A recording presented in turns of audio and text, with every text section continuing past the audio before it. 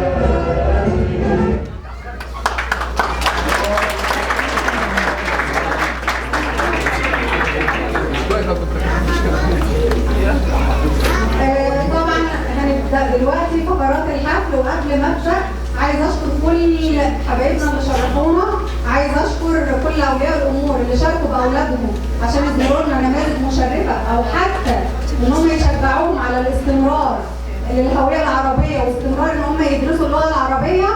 وحابه اشكر كل من شارك في هذا العمل، اعضاء المنتدى المصري، جمعيه كليوباترا، كل الناس اللي شرفتنا وحبت ان العمل يظهر بصوره مشرفه من اجل مصر واولاد مصر.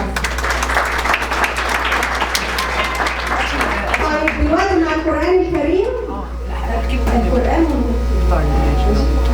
القران الكريم مع روان عبد الحميد، وهي كانت معانا متصفه من الاعوام الماضيه، ولكن العام الماضي ما شاء الله لما لقيتها تقدمت بيها كانت اول واحده خدت معانا لقب سفير بلدنا.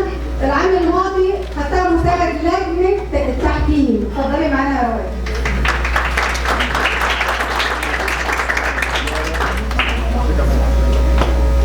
أعوذ بالله من الشيطان الرجيم. بسم الله الرحمن الرحيم. وإذ قال موسى لفتاه لا أبرح حتى أبلغ مجمع البحرين أو أمضي حقبا فلما بلغا مجمع بينهما نسيا حوتهما فاتخذ سبيله في البحر سربا فلما جاوزا قال لفتاه آتنا غداءنا لقد لقينا من سفرنا هذا نصبا قال أرأيت إذ أوينا إلى الصخرة فإني نسيت الحوت وما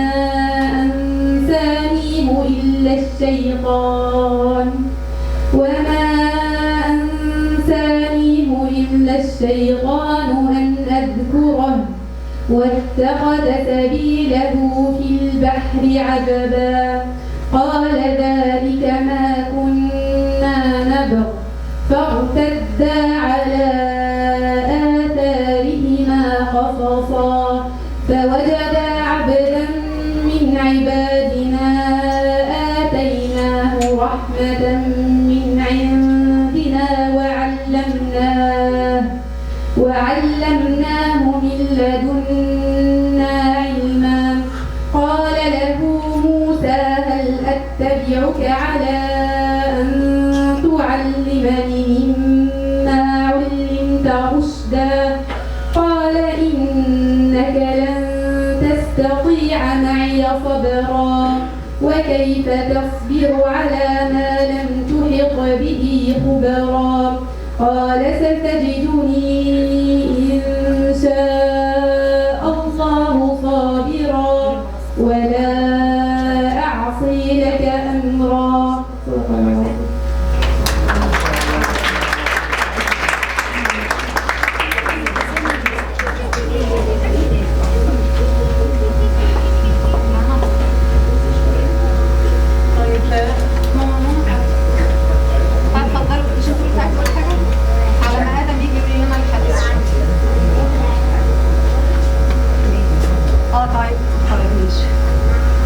طيب اتفضلي معانا ماما نون عايزه تقول لنا كلمه. اتفضلي يا ماما. السلام عليكم ورحمه الله وبركاته. اولا كلكم شرفتونا. واللي ما يعرفنيش انا ناديه عز الدين، نومي ناديه عز الدين. ناديه. الورا انا ماما نونه طبعا انتوا عارفيني اللي ما يعرفنيش. لا ازاي بقى كله عارف. مش كلكم يعني. مش انا الكرامات اولا انا بشكركم كلكم ان انتوا جيتوا وشرفتونا طبعا. والسفير بلدنا دي للعام الثالث طبعا بنعملها مع بعض مع الاستاذه نجوى، وانا مبسوطه جدا طبعا ان النماذج المشرفه اللي بتيجي طبعا الشباب الجمال دول اللي واقفين على المنصه، وفي منهم كان اساسا معانا نماذج مشرفه السنه اللي فاتت واخدين الجوائز، اللي واخد العمره واللي واخد الكمبيوتر واللي واخد الساعات. انا بقى اولا سقفه لهم كلهم بصراحه مش وانا بشجع كل ام او اب كمان، لان الاب دي عامل دور كبير ان هم الهويه العربيه، مش ان انت تقولي لا انا بنتي انا ابني او بنتي لازم يتكلم اللغه الايطاليه بس، ولما تروحي مصر او عربي لا انا لازم ابني لسانه معوج. انا بتكلم بالبلدي وعشان كلنا نفهم. لا لازم انا ايه، شوفوا انا ابني اصلا ما بيتكلمش الايطالي، انت اللي هتدفعي الثمن بعد كده. الام او الاب اللي يخلي ولاده يتكلموا ايطالي بس هيدفع الثمن والله بعد كده.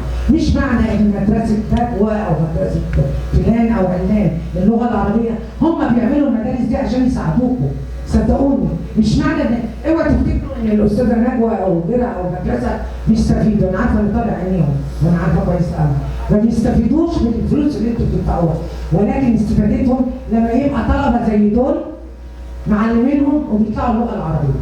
اخر كلمه ليا انا بشكركم، بس اكتر حاجه بقولها لهم انا اولادي عندهم 37 و 38 سنه معلماهم اللغه العربيه، لما اتخرجوا في الجامعه قالوا ايه؟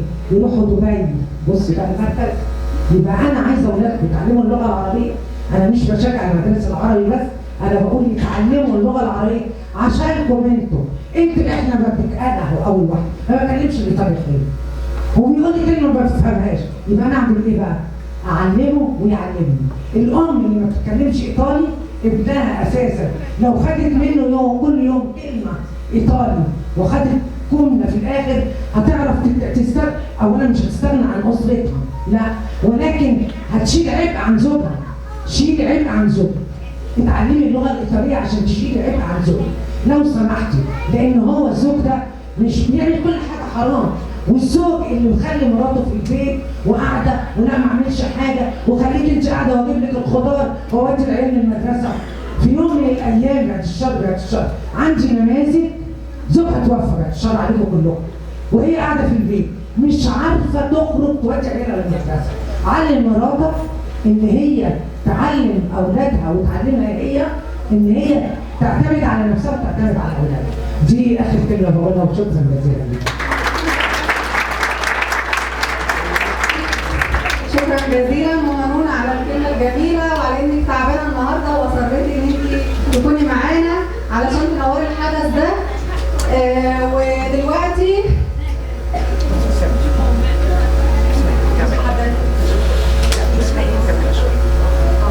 ماشي هنقول الحديث بس. طيب دلوقتي بقى مع الحديث الشريف والقارئ آدم أحمد عبد المحسن.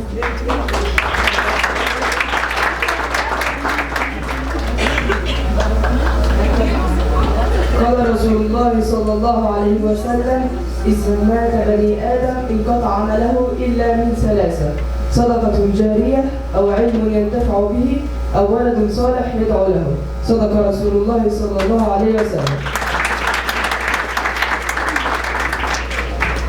أعتقد إن الحديث ده يعني جاي في وقته جدا، إن فعلا إذا مات ابن آدم انقطع عمله إلا من ثلاث: صدقة جارية أو علم ينتفع به. نحتسب سفير بلدنا إن شاء الله لكل عام هي صدقة جارية لكل من دعم العمل والكل من شارك في العمل. دلوقتي هنقول الأنشودة بتاعت اللغة العربية مع الشباب عشان يبقوا اتفضلوا.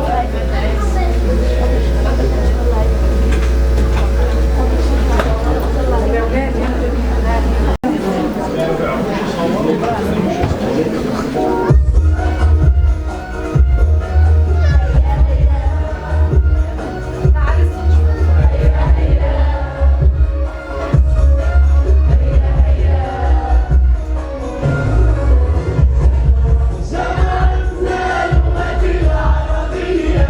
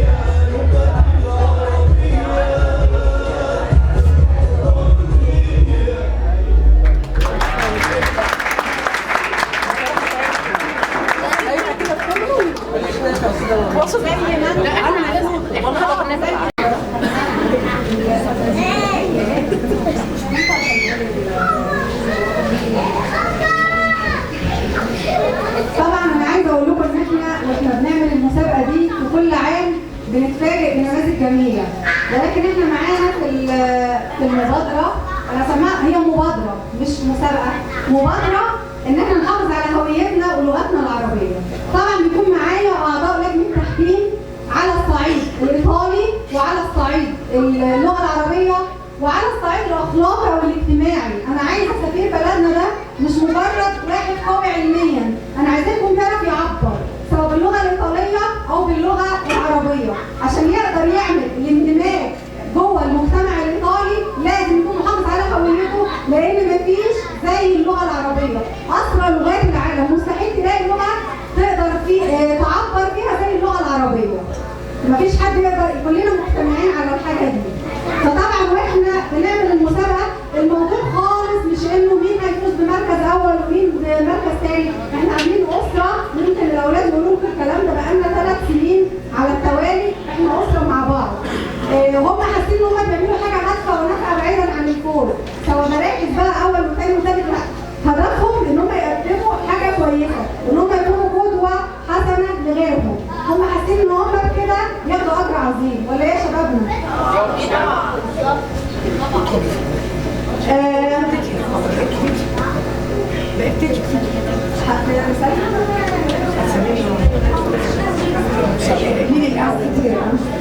طيب نرحب كلنا بمعالي السفيرة منال أبو زياد.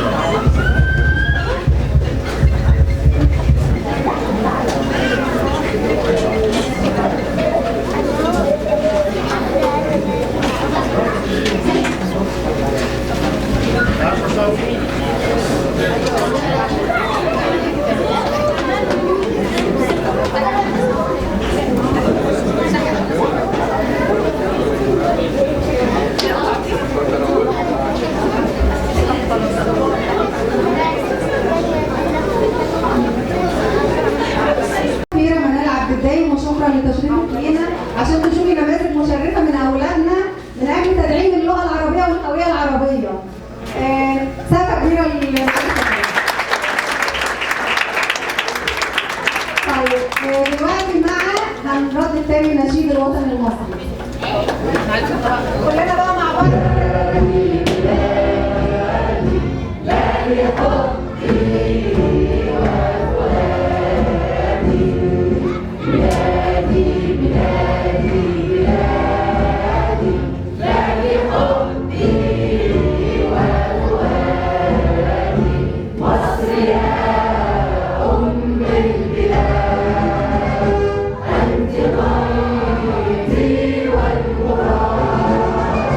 Wow.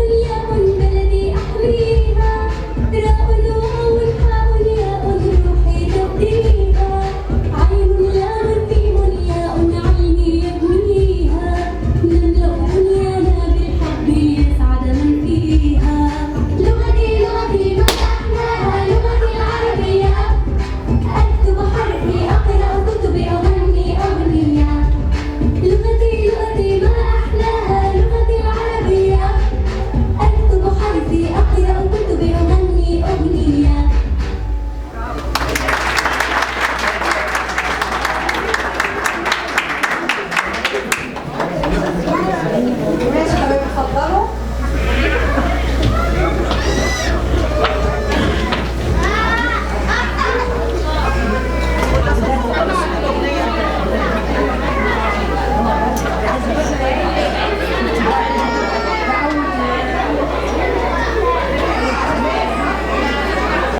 مساء الخير عليكم جميعا. انا دايما بحب ابقى موجوده في وسط اي تجمع، والتجمع ده يعني تجمع ظريف ان انا بشوف ولادنا وهم بيتكلموا عربي، فدي حاجه جميله. انا كنت لسه بقول انا كان نفسي اسمع صوتهم هم مش صوت الاغنيه، بس عموما كويس الحمد لله اللي جاي هيبقى بصوتهم هم. فانا بشكركم على انكم عزمتوني اجي اتفرج واشوف الحاجات الحلوه دي، وكل سنه وانتم طيبين. وولادنا الحلوين اللي المفروض هيكسبوا المسابقات، انا جايبه لهم شويه اعلام وشويه حاجات حلوه ان شاء الله نشوف كده. شكرا معالي السفيره.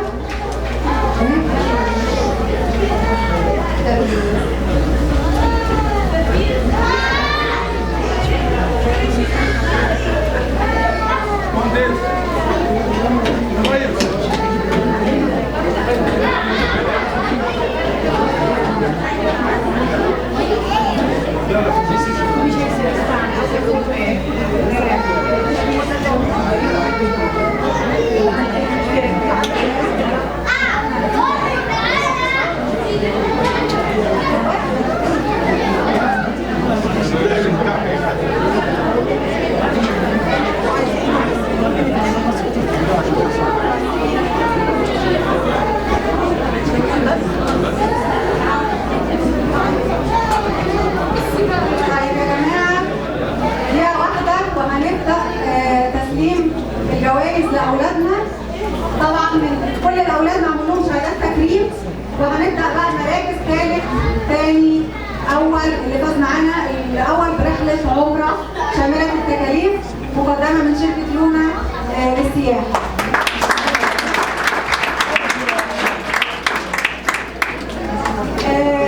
عايزه اقول لكم من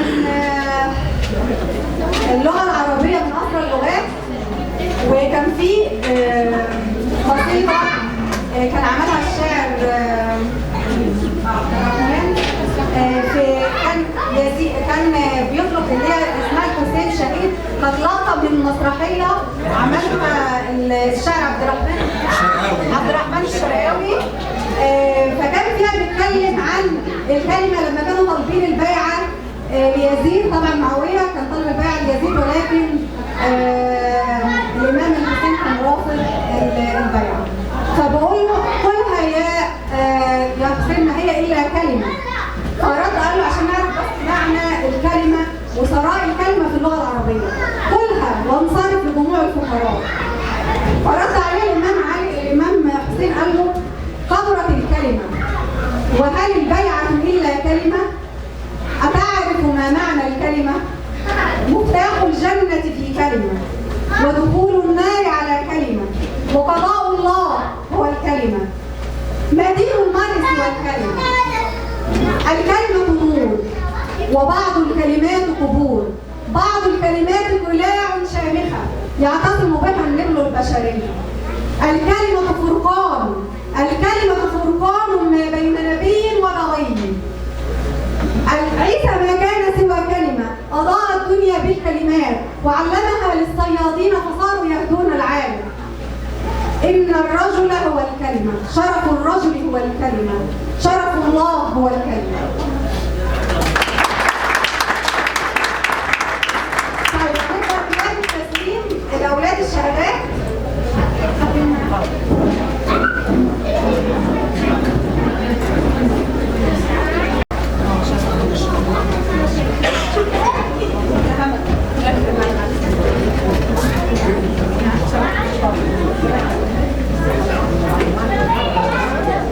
لا اتفضلوا.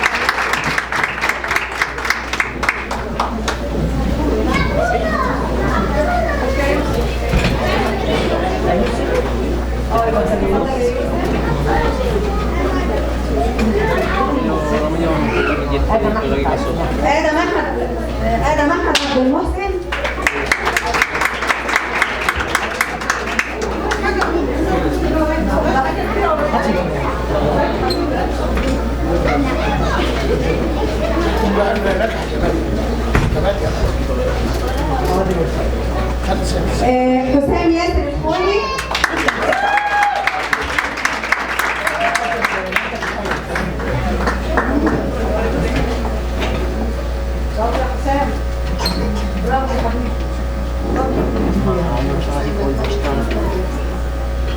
هنا عمرو صقر.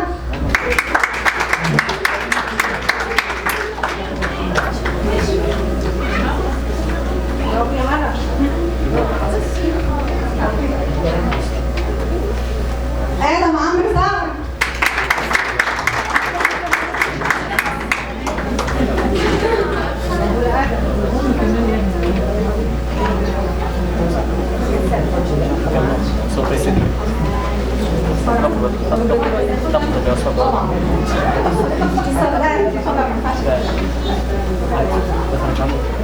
سارة محمد فوزي.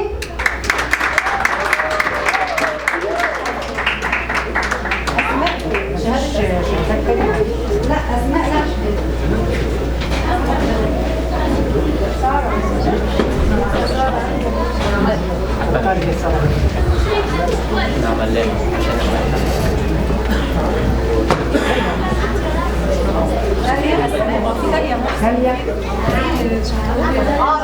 داليا محسن.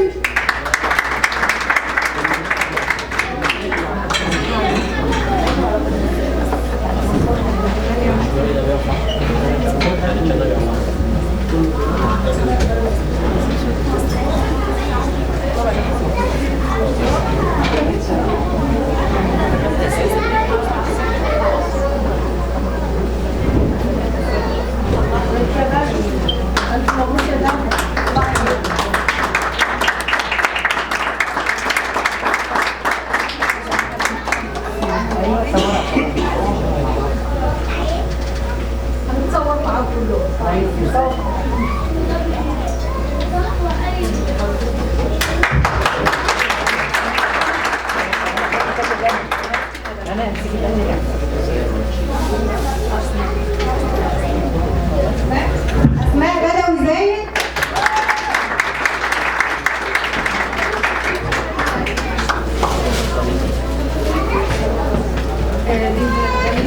لا بعدين.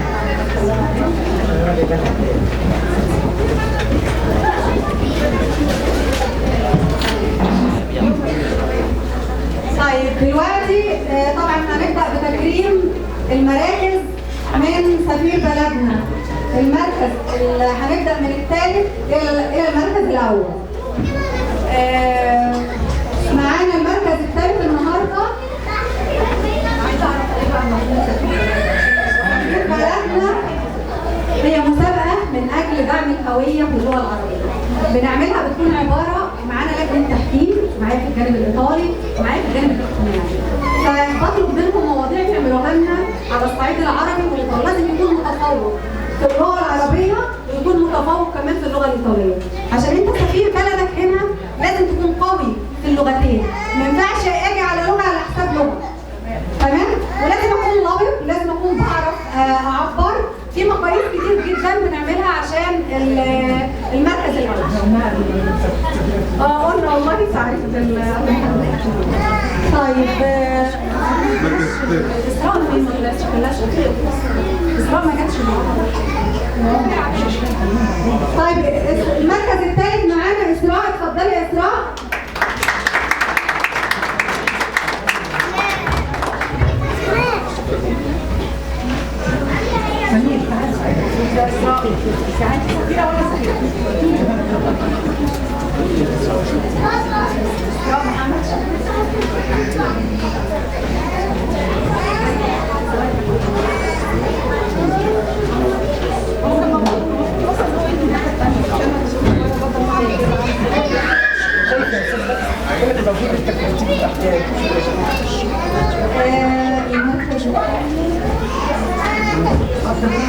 المركز الثاني سارة سلامة.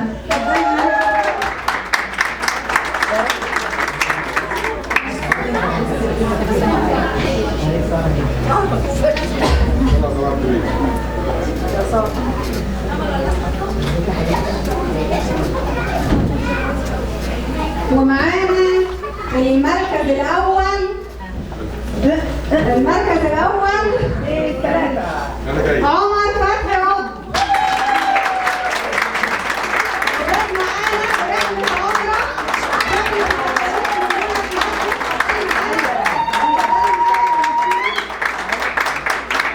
عايزه اقول لكم ان عمر كفايه السنه مشيت معانا، بس السنه الحمد لله فاز معانا برحله عمره. عايزينك مستمر معانا، ها؟ تبقى قائد للمبادرة. هي اللي عامله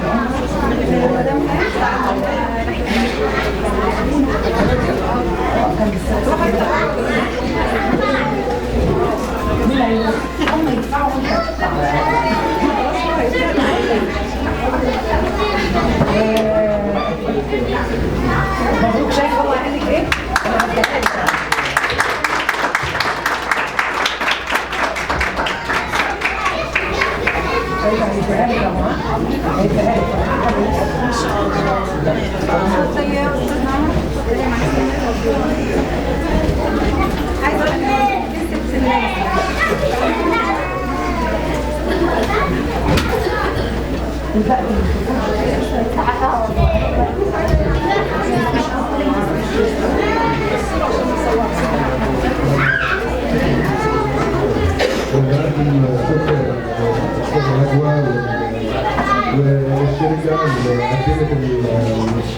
والشركة اللي قدمت العمرة، وشكر خاص للأستاذة نجوى على المبادرة الجميلة دي اللي بتساعدنا طبعا إن احنا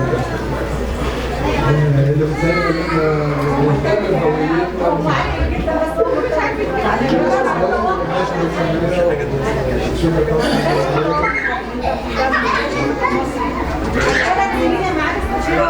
بيفوزش وبيقدم، مش كل الناس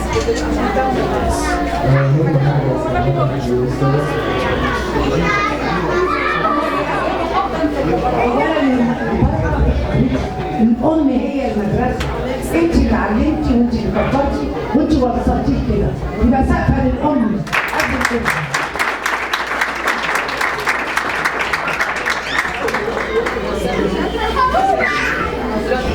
ألف مبروك لعمر وأم عمر، تستحقوا كل خير والله.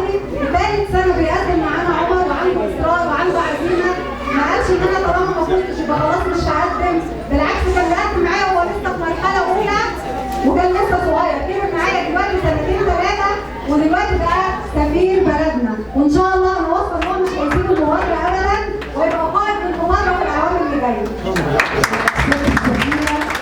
نلحق ان احنا ناخد شبابنا وشبابنا ونروح هنزورها سيادتها في المكتب ويقترحوا كل افكارهم على سيادتها.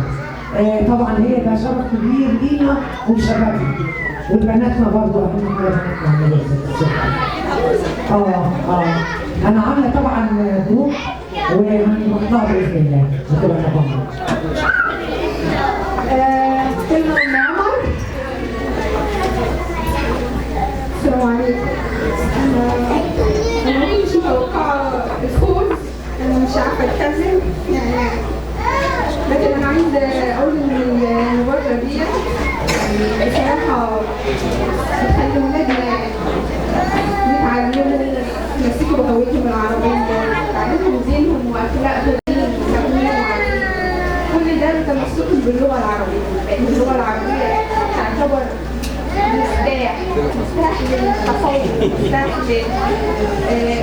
للتميز حتى الإنسان. وكل ده بفضل الأستاذة نجوى وهم الفريق كله، يعني ما سابوناش من أول مرحلة من 3 سنين، وعلموا الأولاد إن الفوز مش جايزة أو شهادة تقدير أو كده، الفوز المسابقة ذات نفسها. الفوز ان اولادنا ما يكونوش لوحدهم في الغربه، يكونوا حاسين ان احنا معاهم، وفي ايات كتير بتشدهم انهم يكونوا افضل ويكونوا قدوه ويكونوا احسن، لان الانسان اللي بيعتز بهويته ودينه واسلامه في اي مكان يكون دايما انسان مميز في كل حاجه، في اخلاقه في دينه في عمله، حتى في بلد زي اللي احنا فيها في الغرب بيحترموا الانسان وهو معتز بدينه ومعتز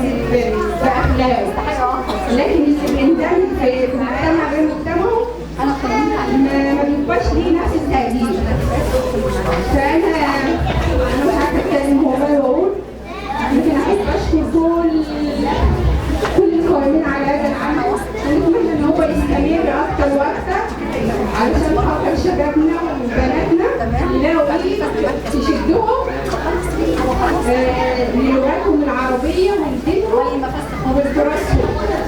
واحب اشكر تاني مولانا الاستاذه نهوى وخاصه الخطيره ان انا شفتك النهارده، وان شاء الله نشوفك في مرحله جايه باذن الله.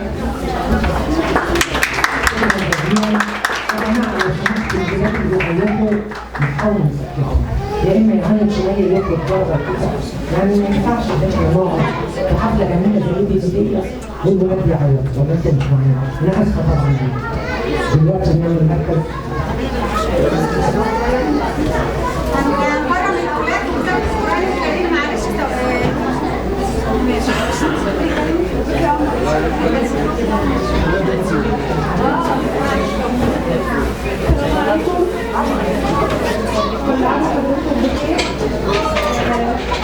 بشكر كل الحاضرين وبشكر بجد والله، يعني انا عارفه المجهود اللي هي بتعمله علشان الترتيبات بتاعت المبادره دي عشان تطلعوا لنا بالشكل اللي احنا شايفينه النهارده. بجد احسن حاجه ان احنا في بلد زي اللي احنا عايشين فيها ان احنا نتمسك باللغه العربيه، لغه القران الكريم، لغه اهل الجنه.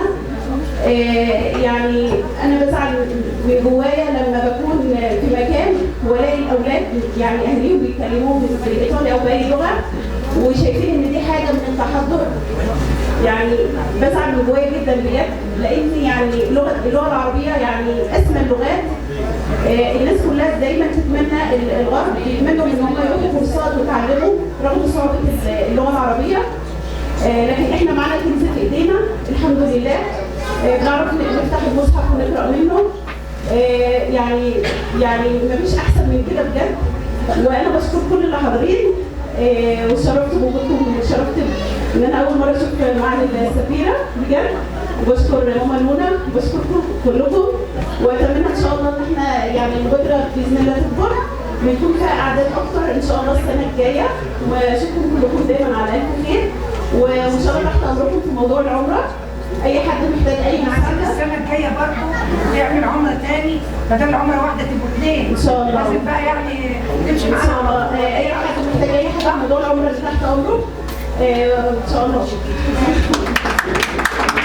اسمي مدام منصور، يعني اسمي يعني كله عارفني بالاسم ده. اسم الشركه لونا بياتي على اسم بنتي، واتشرفت بمعرفتكم.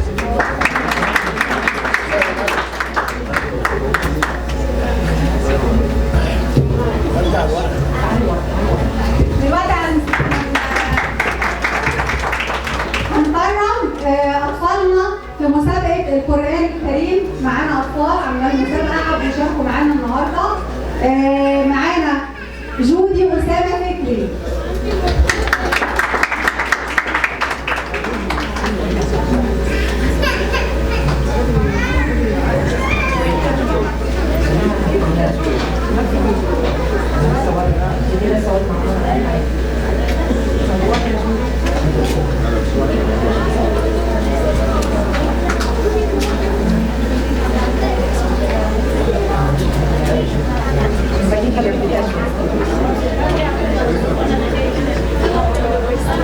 بسملة وسامة فكري.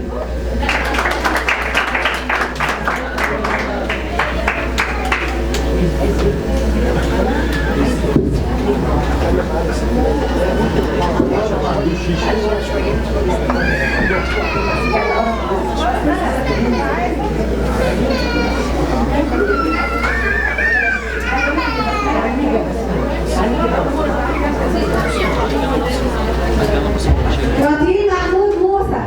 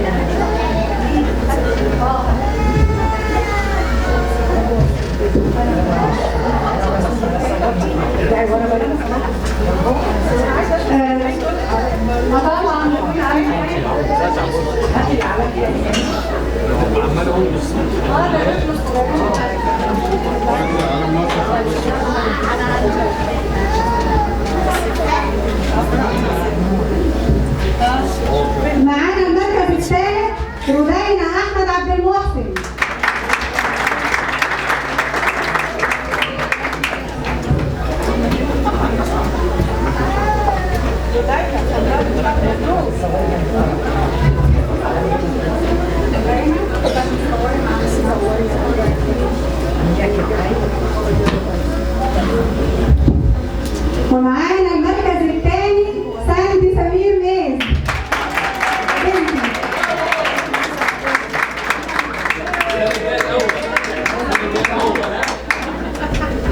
تعالي هنا على السفير. تعالي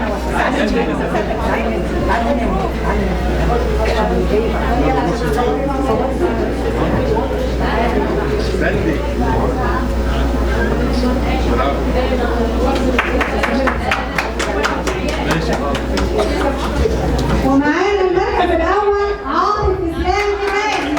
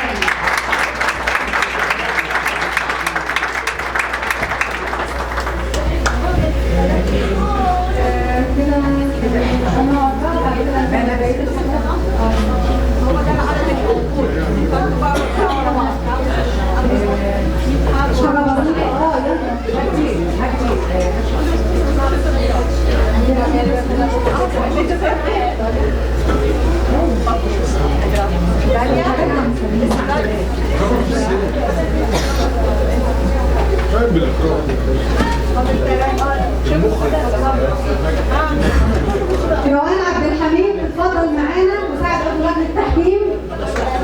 روان عبد الحميد، شكرا لاستمراريتك يا روان. دي كانت فازت معانا في العام الاول وخدت لقب سفير البلد، فضلت مكمله معانا سنتين وبقت تساعدنا في لجنة التحكيم. وده اللي احنا عايزينه من شبابنا وده اللي احنا عايزينه.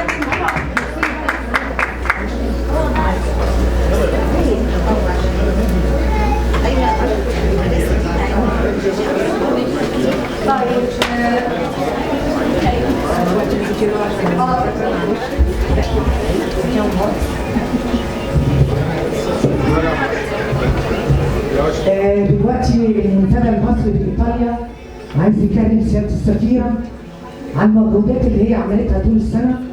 اولا رفعت من مستوى القنصليه الايطاليه في مصر بصراحه يعني، وفي نفس الوقت انا عايزاها النماذج المشرفه ل 2024.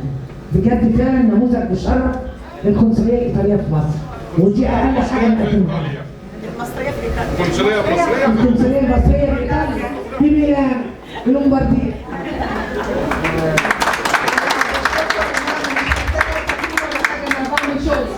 يعني اشكركم كلكم على كل واحد بيعمل حاجه كويسه وبيعمل شغل بذمه مش محتاج تكريم. اتفضل يا استاذ مهدي، تعالى ما هو عبال تعالى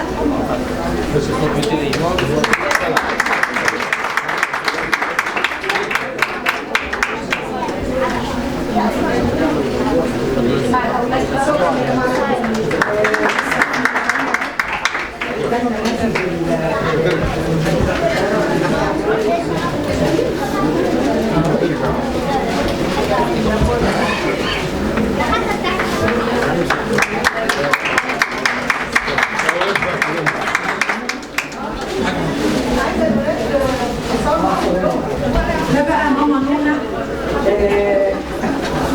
ماما نونا يعني ماما نونا بتدي هديه لسياده السفيره على المجهود اللي بتعمله. سياده السفيره لما بيبقى في مشاكل بروح لها جد وبتحلها في ساعتها، ولا بالتليفون ولا على الواتساب. بصراحه انا تعبانه، فانا ماما نونا ايطاليا ولا ايه وسيدات ماما نوده وسيدات المنتدى المصري الايطالي عملوا لها حاجه صغيره. شرف ل 2000 نموذج مشرف ل 2024 سياده السفيره منى عبد الدايم.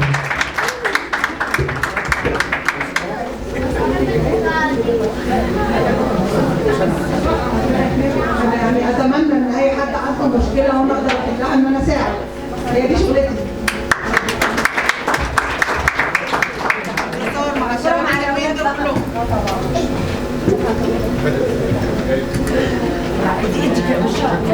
كتيرة جدا مفيد في ظروف العمل بعد كده، ان شاء الله يبقى عندهم عربي وايطالي وشويه انجليزي وشويه فرنساوي، فيقدروا تكون فرصهم احسن من فرص ناس ثانيه ما اهتمتش بانها تحافظ على لغه الام اللي هي اللغه العربيه. برافو.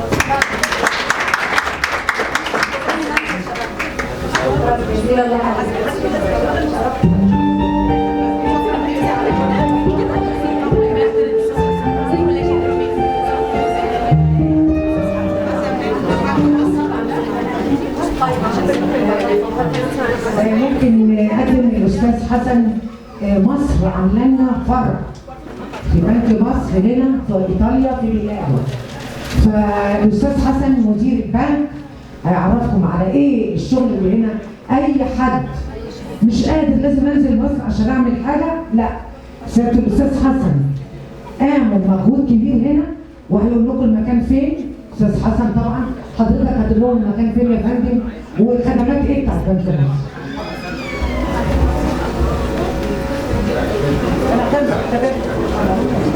مساء الخير، انا حسن عبد الحميد مدير بنك مصر في ميلانو.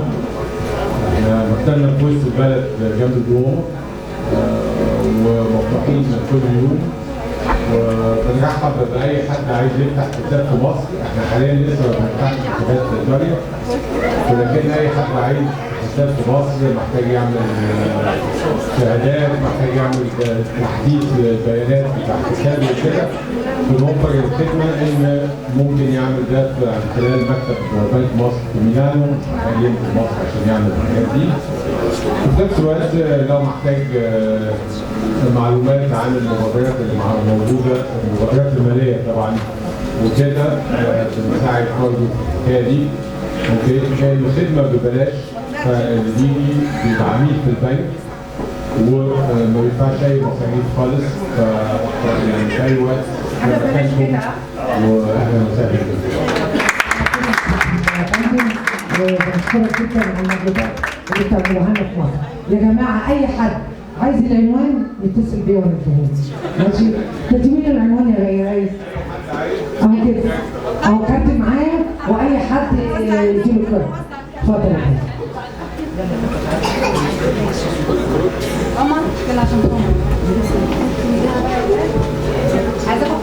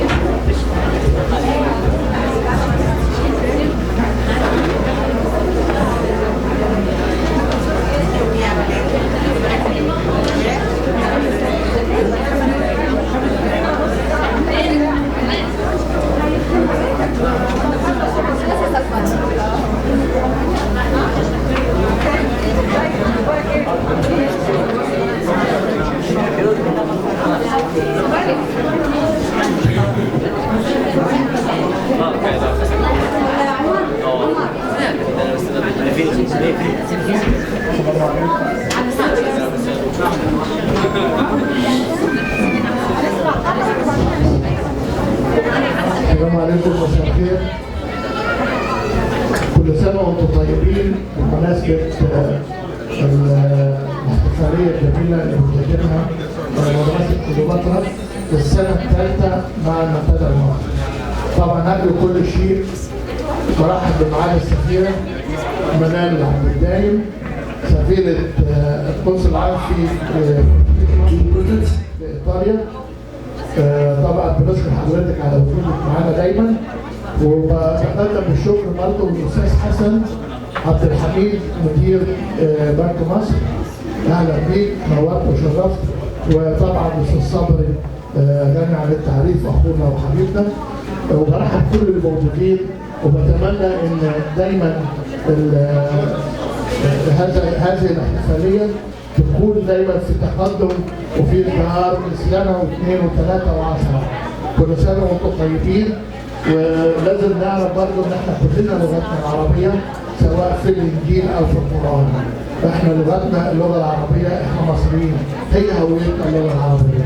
وكل سنه وانتم طيبين. وبشكر كل اللي موجودين هنا باسم المنتدى المصري. بشكر الاستاذ سيد الأنيمي، وبشكر الاستاذ صبري، الاستاذ ايمن، الاستاذ عاطف عمر، كل الموجودين حبايب اللي شرفونا في المكان النهارده. معاكم الاستاذه نجوى، كمل الحفل.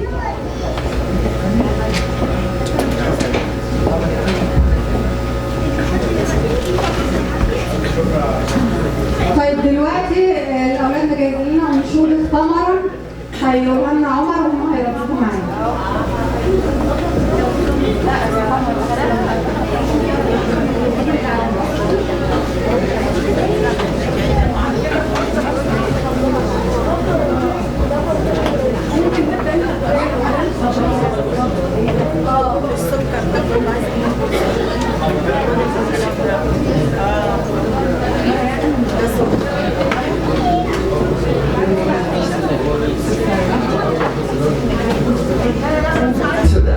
a chi porta la speranza ai dimenticati.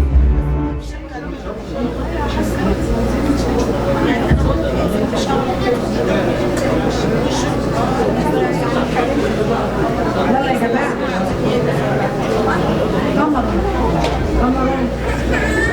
وكل ما هو هادف وأجمل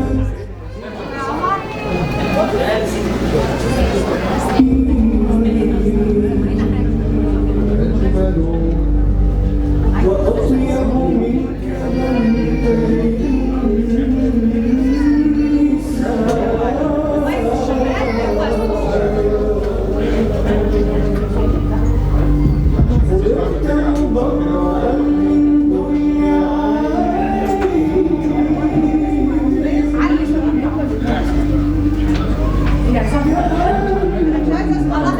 منك من عايزه صوتك انت. انا عايزه صوت عمر. بس من غير ما تشجعوا. يلا يا عمر انت والمجموعه صوت. وأجمل منك لم ترى قط عين وأطيب نقدم كل ما هو هادف وأجمل منك لم ترى قط عين. صوتك جميل. عايزين كمل يا عمر. صوت الشباب يا خلقت مبرأ من كل عيب كأنك قد خلقت كما تشاء. قمرون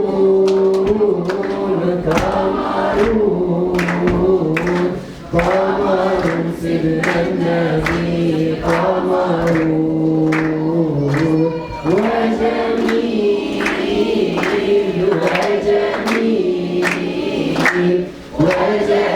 سيدنا النبي وجميل قمرون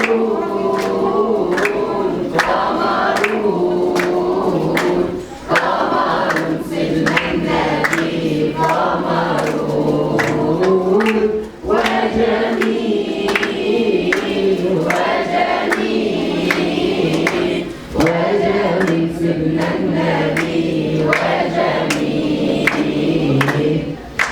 وكف المصطفى كالورد نادي الله الله وعطرها يبقى إذا مست أيادي الله الله وكف المصطفى كالورد نادي الله الله وعطرها يبقى إذا مست أيادي الله الله وعم نوالها كل العباد وعم نوالها كل العباد وعم نوالها كل العباد حبيب الله يا خير الورى يا قمرون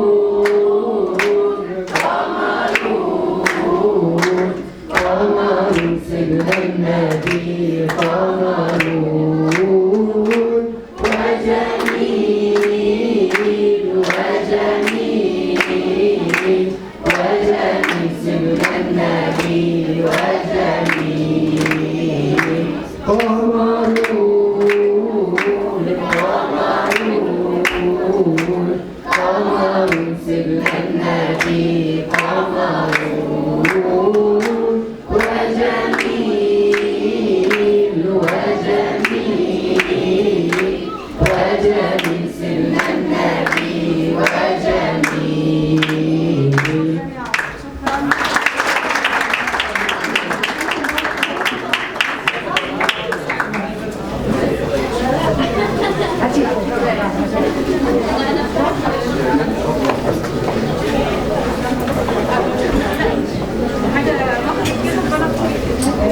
ماما منى كانت بترحب بالاستاذ حسن وعايزين نديله حاجه تذكاريه من ماما منى وشكر وتقدير شكر وتقدير اللي عمله واللي هيعمله للمصريين، بس اهم حاجه يخلص المصريين كله ولا لا؟ ايه رايك؟ اتفضل يا استاذ.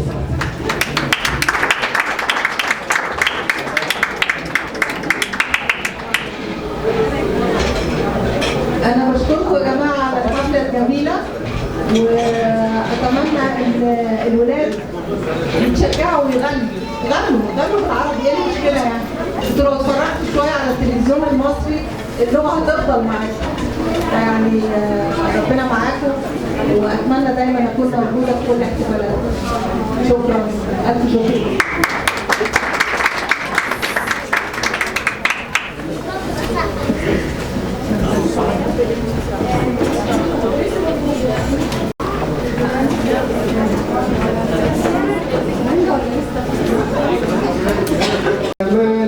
في حضنك الحنون يا منتهى شعوري يا أجمل الزهور تعبت دوما حتى عيش في سروري أمي فداك روحي يا منتهى طموحي أنت الأمان حقا وبلسم الجروح حبيبة الخفاق وحلوة العناق يزول كل حب وحب أمي باقي لبيتني حنانا ملكتني إحسانا أعطيتني بحب وكنت للأمانة يا منتهى حياتي ورحمة لذاتي كم مرة أخذتني لزورات النجاة يا أجمل العطايا وأجمل الهدايا أدامك الرحمن يا عيني ومنايا